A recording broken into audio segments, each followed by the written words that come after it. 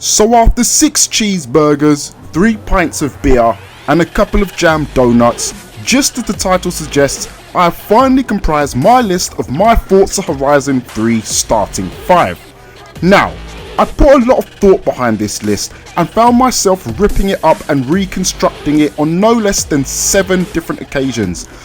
The main reason for this is I wanted to put together a roster which is diverse, different from the usual suspects, and also involve cars and manufacturers I've yet to feature on the channel thus far. So, my fellow beef eaters, without further ado, let's get into it. The first car to make BOURNE'S Start 5 is this, the torch carrier from the near perfect 458, the Ferrari 488 GTB.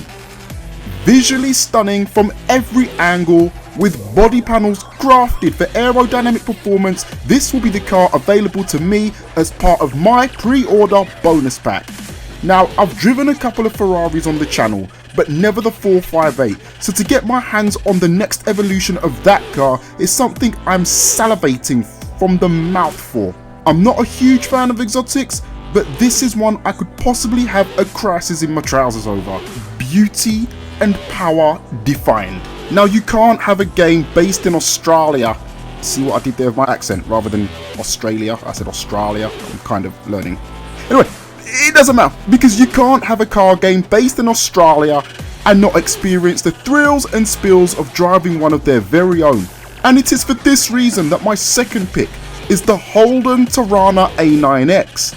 Now, I had no idea they made cars in Australia. What with them being down under, I just assumed it would be impractical. I mean, why would you have a car factory out there? They're down under. Everything's upside down. Perhaps the wheels and exhaust pipes would end up on the roof, and it doesn't matter, because for the first time since 1972, I was actually wrong about something. And what an absolute beauty it is. Aussie muscle at its best. Now, with the recent announcement that Volkswagen will not be in the game, browsing through the list, I'm most pleased at the fact there is still plenty to choose from in terms of powerful German road kings. Rather than going down the M or the AMG paths again, I've decided to try my hand at Audi's S division, the third part of the tuning department tri-based rivalry.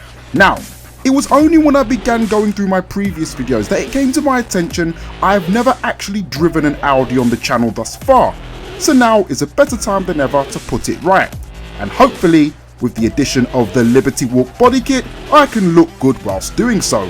Listen, Playground Games, if you're watching this, you better put that body kit in, honestly, because if you don't, well, if you don't, nothing really, because what can I do? I'm just a small YouTuber trying to get big. I'll be most grateful if you do put it in. Please. Pretty please. Now, with all that marshland and forest-based terrain, it would be criminal if this list failed to include some sort of 4x4. Now, just because those surface types are associated with rough and tumble, it doesn't mean you can't look good doing it. Enter number 4, the Gwagen by Mercedes-Benz. Listen, I know what you're thinking, it's the equivalent of somebody turning up to climb Mount Everest in a ballroom dress, but it matters not, because in my mind at least I will look cool and groovy whilst failing miserably in the process. And that's all I got to say about that.